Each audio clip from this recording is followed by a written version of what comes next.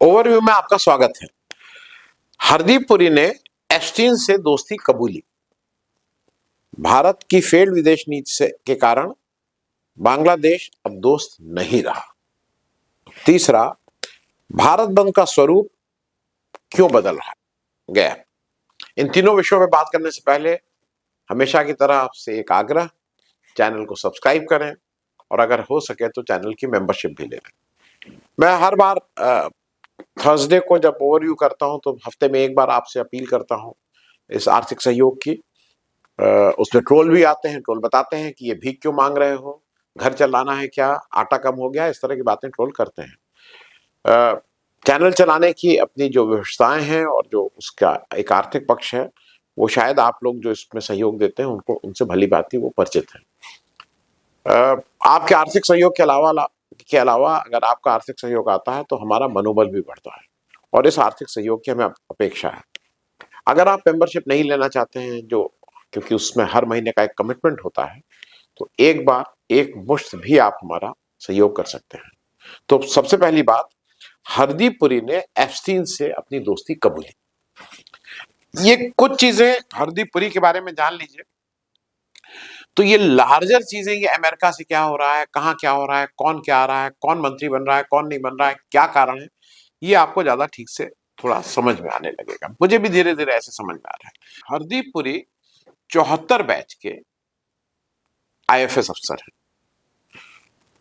अब ये भी थोड़ा समझ लीजिए, इनके जो बड़े भाई हैं प्रदीप पुरी, वो 79 बैच के आईएएस अफसर हैं। इनकी पत्नी जो लक्ष्मी पुरी है वो 74 बैच की इनकी बैचमेट है, वो भी आईएफएस है। और जो एस जयशंकर साहब हैं, जो इस सबके रिंग मास्टर हैं, वो 77 बैच के हैं। एक कहीं ना कहीं आप अगर और जाएंगे उसको देखेंगे तो वो एक रिश्ता कहीं ना कहीं निकलता है। हम लोग इन्वेस्टिगेटिव जर्नलिज्म में बहुत समय नहीं मिल पाता है, नहीं तो इसमें बहुत सी चीजें, सूत्र एक दूसरे से जुड़े हुए मिलेंगे। एक चीज और जान लीजिए, हरदीप पुरी जी यूएनओ में भारत के permanent representative of India in UNO थे, मतलब अमेरिका में पोस्टेड थे, मई 2009 से फरवरी 2013 तक, जब तक रिटायरमेंट उनका नहीं हुआ था। उसके बाद उनका रिटायरमेंट हो गया। उसके बाद उन्होंने एक संस्था ज्वाइन की, International Peace Institute, as senior advisor. और ये कब ज्वाइन की, अब फिर से ये टाइमलाइन इंपॉर्टेंट है, मैं बाकी चीजें नहीं बोल रहा हूँ, बाकी चीजें मेरे यहाँ बहुत से लोग कर चुके हैं, बाकी लोग भी कर चुके हैं। आईपीजे में कौन था, ये क्या थे, क्या करती थी, इत्यादि इत्यादि।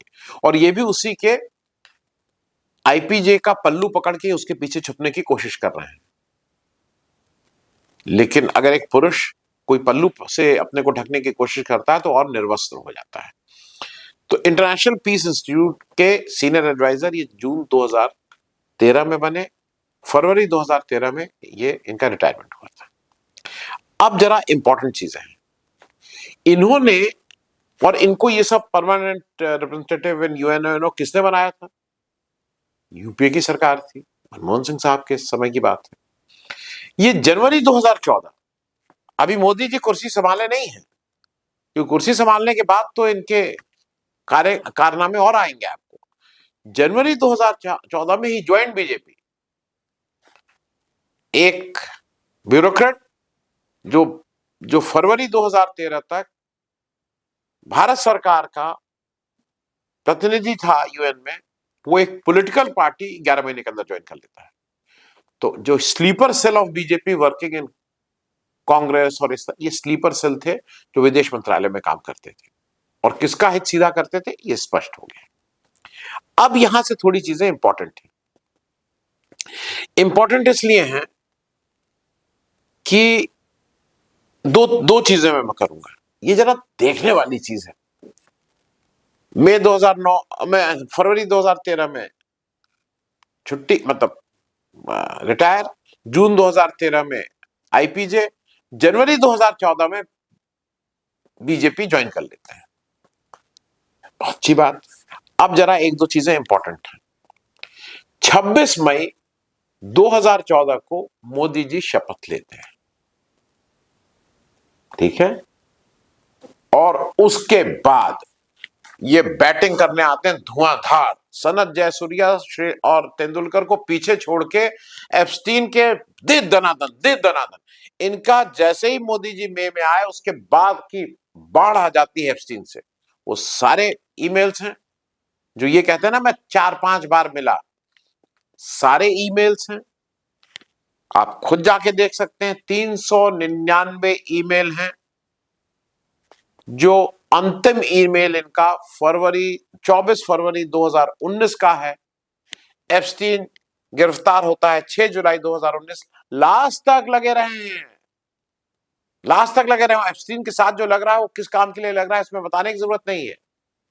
और एप्स्टीन 6 जुलाई 2019 में गिरफ्तार होता है। 10 अगस्त को उसकी हिरासत में मौत हो जाती है। हिरासत में मौत कैसे होती है, क्या होती है, ये जग जाहिर है, उसमें फिर से रिपीट करने की जरूरत नहीं। लेकिन ये भाई साहब मोदी जी के शपथ लेते ही ये बिल्कुल एक्टिव ड्राइव 5th गियर ये तुरंत लगा देते हैं, दे दनादन एप्स्टीन से बातचीत करना। अब एक और चीज सुनिए, ये तो कल इन्होंने अपना हलफनामा दिया, इन्होंने प्रेस कॉन्फ्रेंस की, इन्होंने कहा कि वो 2008 में, पुरी जी खुद कह रहे हैं, और ये जो मेल है वो मैं कुछ आपके इसमें साथ में लगते जा रहे हैं, वो आप देख लीजिएगा, उसमें वो नहीं।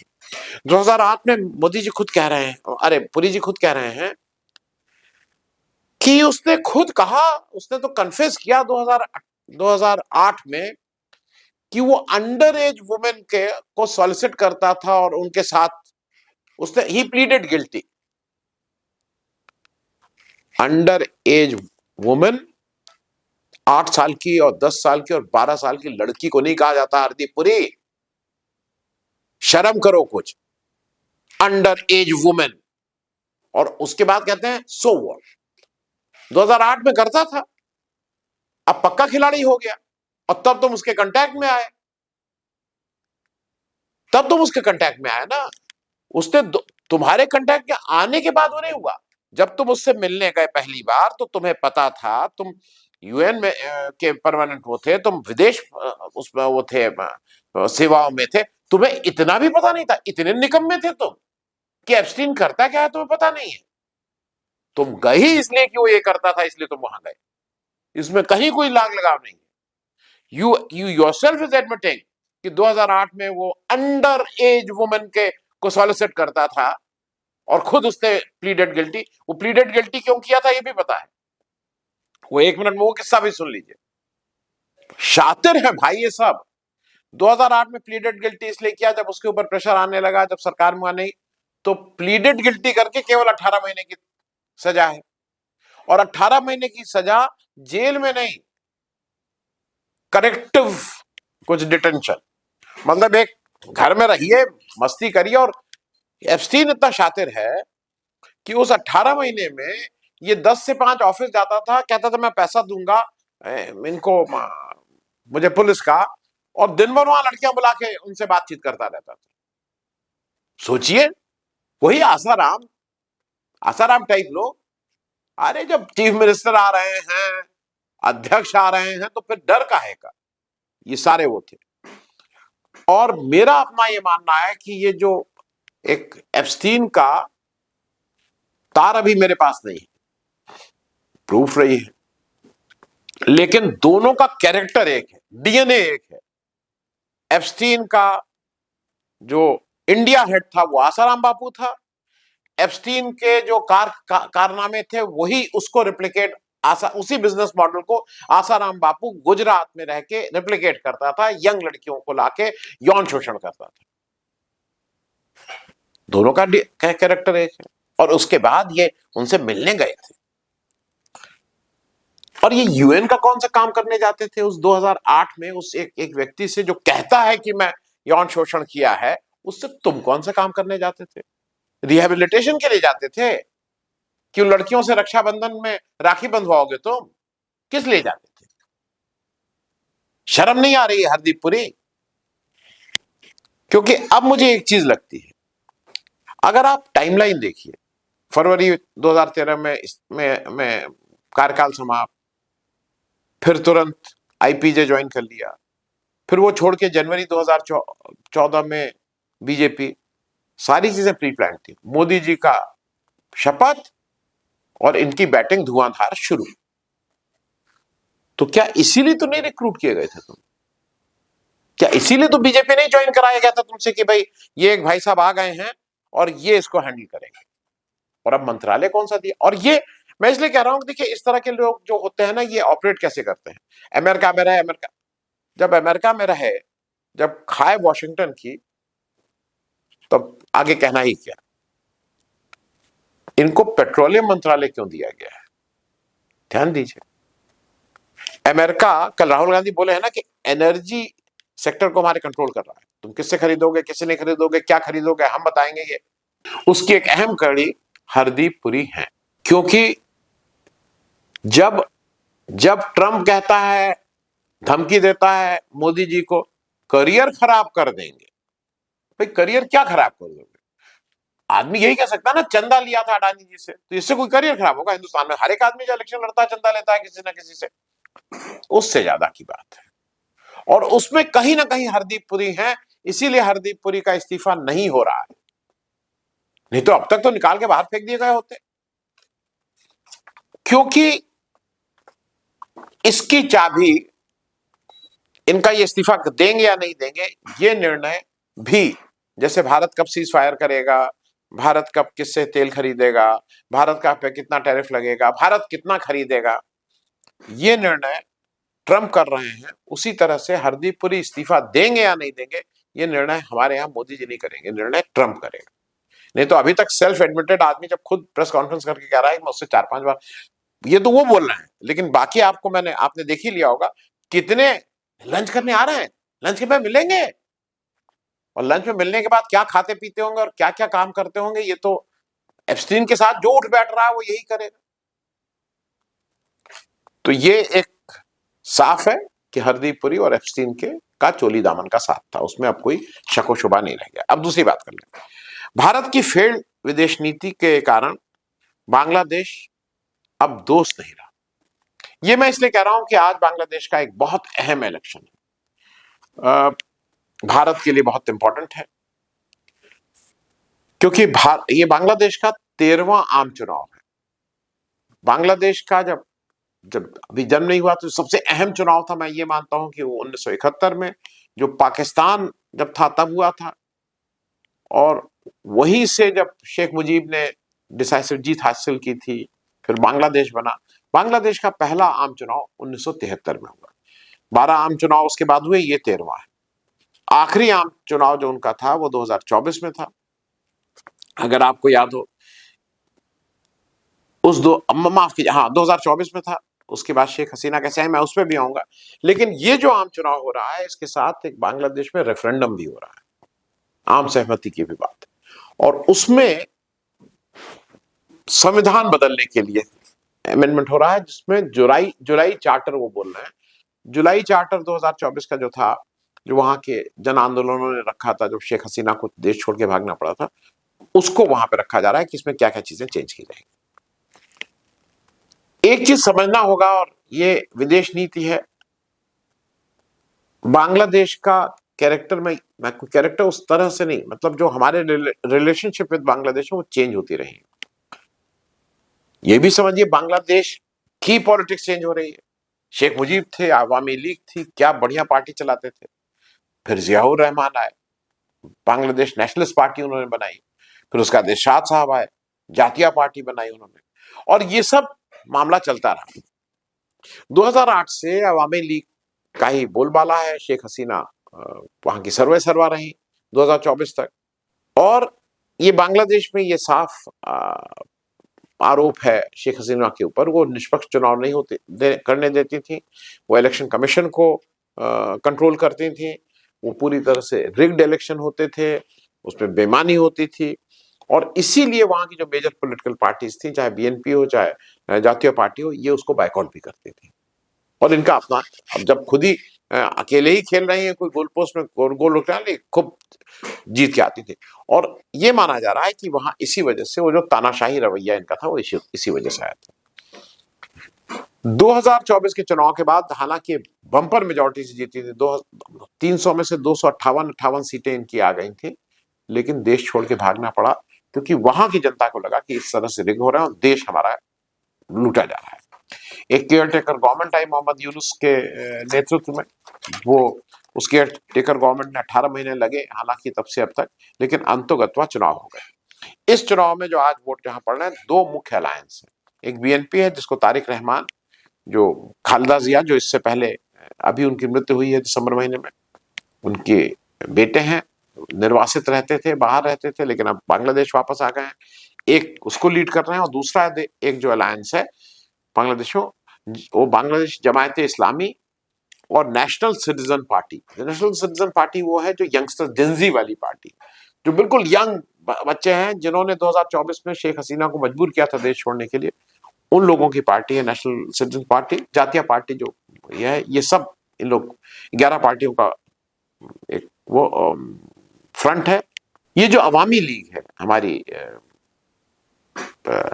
शेख हसीना वाली, ये इसमें पार्टिसिपेट नहीं कर रही है।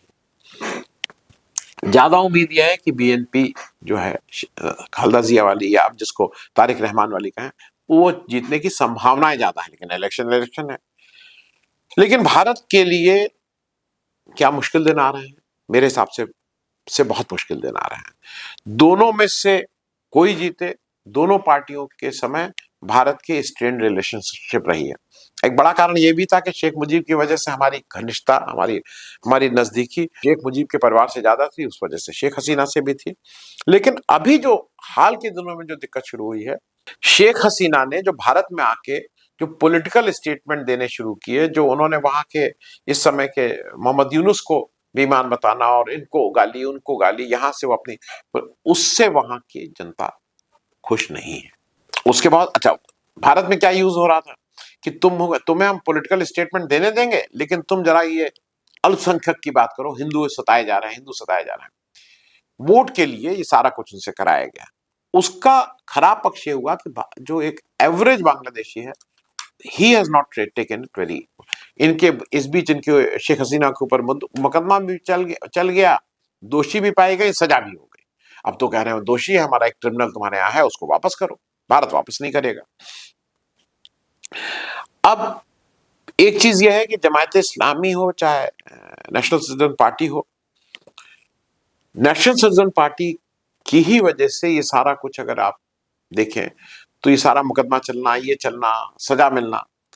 अब क्या करेगा भारत? उसको प्रोटेक्शन दे रहा है। अब अजीब सी स्थिति है, आप एक उस देश के एक आप पॉलिटिकल असाइलम का वो जो भी बोलिए, लेकिन आज उसकी वजह से काफी स्ट्रेन्ड रिलेशनशिप रहेंगे। दूसरा, रेफरेंडम की भी बात में कर लें 2 मिनट। रेफरेंडम यह है कि जो मुख्य बात यह है कि 2 टर्म से ज्यादा कोई प्राइम मिनिस्टर नहीं रह सकता है। बेसिकली इसलिए कि जो 4-4 टर्म, 3-3 टर्म लगातार ये जो शेख हसीना ये कंट्रोल करें कि कोई तानाशाही वो नहीं आए। भारत में भी बहुत से लोगों का कहना है कि भाई 2 टर्म से ज्यादा पीएम नहीं होना चाहिए, जैसे अमेरिका में 2 टर्म से ज्यादा प्रेसिडेंट नहीं। वो एक कॉन्स्टिट्यूशनल अमेंडमेंट है। दूसरा एक ज्यादा अहम है मेरे हिसाब से, इससे भी ज्यादा भारत की दृष्टि से, वो अपने को अब बांग्लादेशी कहने की बात कर रहे हैं। वो कह रहे हैं कि हम बंगाली नहीं, बांग्लादेशी। और ये एक बहुत अहम भारत की दृष्टि से। अभी तक हमारा एक कॉमन कल्चर की बात होती थी, हमारी बांग्ला भाषा, उनके यहाँ बांग्ला भाषा, हमारा बंगाली कल्चर, उनका बंगाली कल्चर, वो उससे अपने को अलग कर रहे हैं। और भारत में जो बंगाली वाली बात है, वो अपने को बांग्लादेशी कल्चर की बात कर रहे हैं। क्योंकि भारत के नेतृत्व कहीं ना कहीं इससे असहज होना चाहिए, अभी तक तो नहीं है। भारत का नेतृत्व जो क्या करता है, बांग्लादेशी यहाँ का पुलिस वाला, जो दिल्ली पुलिस वाला जो गृह मंत्रालय के नीचे डायरेक्टली आता है, वो लिखता है कि बांग्ला बोलने वाले बांग्लादेशी घुसपैठी है। ये सब कर करके आपने एक अलग आइडेंटिटी की है। अब वो अपने को बंगाली से अलग करके बांग्लादेशी करना चाह रहे हैं। एक जो और बात है, उसकी वजह से एक रिलेशनशिप दिक्कत हो रही है। अमेरिका में भी वो रिलेशनशिप उसकी वजह से काफी कुछ इन्वॉल्व है, और वो है अडानी ने जिस तरह से लूटा है बांग्लादेश को। कोयला लाया ऑस्ट्रेलिया से, कोयला लाया 100 रुपया, बताया 400 रुपया, पावर बनाया हिंदुस्तान में, बेचा बांग्लादेश को 2 की चीज 10 रुपए में, खूब लूटा। और वहां के लोगों को अब समझ में आ गया है कि हम अडानी के ऊपर पूरी तरह से भारत सरकार क्या जो इस समय का नेतृत्व है, जो बीजेपी है, उनका हाथ है, और उस वजह से गुस्सा अडानी की वजह से हमारे साथ है, और अडानी के रोल को लेकर भी हमें वो परेशानी आ रही है। एक और मुद्दा इंपॉर्टेंट है, यूएसए के लिए और चाइना के लिए, दोनों के लिए बांग्लादेश बहुत अहम है। चाइना का बहुत इंटरेस्ट इस समय बांग्लादेश में है, और यूएसए ने ट्रेड डील की है, और वो ट्रेड डील भारत से बेहतर ट्रेड डील उसने बांग्लादेश के साथ की है। एक और एंगल है जिससे हमें थोड़ा सजग और सतर्क रहना चाहिए। पाकिस्तान से बहुत नजदीकियां बढ़ गई बांग्लादेश की, जो अभी तक नहीं थी। आईएसआई वहां जा चुका है, वो लोग बहुत वो है, वो एक भारत के लिए मुश्किल है, क्योंकि ये याद रखिएगा, भारत का लॉन्गेस्ट लैंड बॉर्डर बांग्लादेश के साथ है। अब आखिरी बात, भारत बंद का स्वरूप क्यों बदल गया? पहली चीज तो ये है कि ये मैंने आज कई लोगों से जब बात की तो पता लगा कि वो भारत बंद नहीं है, भारत व्यापी हड़ताल वो कह रहे हैं। वो कह रहे हैं हम बंद नहीं कर रहे हैं, हम कोई काम नहीं ठप कर रहे हैं, भारत की हड़ताल है। और वो ये भी कह रहे हैं कि जो भारत माता को बेचने का काम, जो जैसा राहुल गांधी कह रहे हैं इस भाजपा सरकार ने किया है, हम उसको भारत माता को बचाने की हमारी ये मुहिम है। ये जो मूल रूप से ये जब जिस समय कॉल दी गई थी कि 12 फरवरी को देशव्यापी हड़ताल होगी, उस समय मूल रूप से श्रम कानून के विरोध में ये थे, जो 4 कानून आ गए हैं, 44 कानून को हटा के 4 कानून आ गए हैं, जिसमें तरह तरह के हैं, उसके लिए थी लेबर फोर्स की। ट्रेड यूनियंस ने कॉल दी थी, मुख्य रूप से कारखाने, पीएसयूज, बैंक, इन सब के लिए। बाद में इसमें अभी मनरेगा जुड़ गया। मनरेगा जो ग्रामीण मजदूरों को किस तरह से किनारे करके मनरेगा का गला घोट दिया गया है, वो लोग जुड़ गए। और अभी जब अमेरिका से ट्रेड डील हुई तो सबसे अहम किरदार अब किसान जुड़ गए, क्योंकि वे 3 अलग अलग किरदार आए। और आज क्या हुआ कि जो सबसे अहम अब जिस तरह से देखा जा रहा है, वो किसान सबसे इंपॉर्टेंट रोल में आ गए, फिर ग्रामीण मजदूर, और फिर ट्रेड यूनियन। कुछ हायर शुरू वहां से हुआ था, लेकिन ये उलट गया पूरा, क्योंकि यूएस की ट्रेड डील में 1-2 चीजें समझ लीजिए जो ये साफ बोल नहीं रहे हैं। बार बार सारे अनाउंसमेंट अमेरिका कर रहा है, वो सारा कुछ बता रहा है कि ऐसे करो, ऐसे करो, ऐसे करो। दाल है, अब पहले कह रहा दाल है, अब कह रहा दाल नहीं है, नहीं ये तरह की दाल है, वो तरह की दाल है, 500 बिलियन होगा, नहीं होगा, सब। एक चीज इस देश के लोगों को समझना होगा, यूएसए में कॉर्पोरेट खेती होती है। यूएसए में जो एवरेज रकबा है, जो एवरेज लैंड होल्डिंग है एक किसान की, वो 485 एकड़ है। हमारे यहाँ एक किसान, मतलब भारत के मेजॉरिटी, मतलब 80-90% किसानों की लैंड होल्डिंग एक एकड़, 1.5 एकड़, 2-2.5 एकड़ से कम होगी, 2 एकड़ से कम होगी। भारत अमेरिका में कुल किसान 19 लाख है, वो कॉर्पोरेट ढंग से खेती करते हैं। It is a business for them. हमारे यहाँ आजीविका है, हमारा जीवन इससे चलता है। और सरकार साफ नहीं कर रही है कि ये ट्रेड डील क्या हुई है। सरकार तो मुंह बाके देख रही, जो अमेरिका बोलेगा सरकार बता ही नहीं रही है। जब पीयूष गोयल इंटरव्यू में बैठते हैं तो वो ये नहीं बताते हैं कि रशिया से ऑयल डील क्या है, लेंगे नहीं लेंगे। जयशंकर जी कहते हैं उधर करो। चुप रहने से काम नहीं चलने वाला है। मेरे हिसाब से ये एक आगाज हो गया है बड़े किसान आंदोलन का, वो रोकना अब मुश्किल होगा। थैंक्स सो मच, धन्यवाद।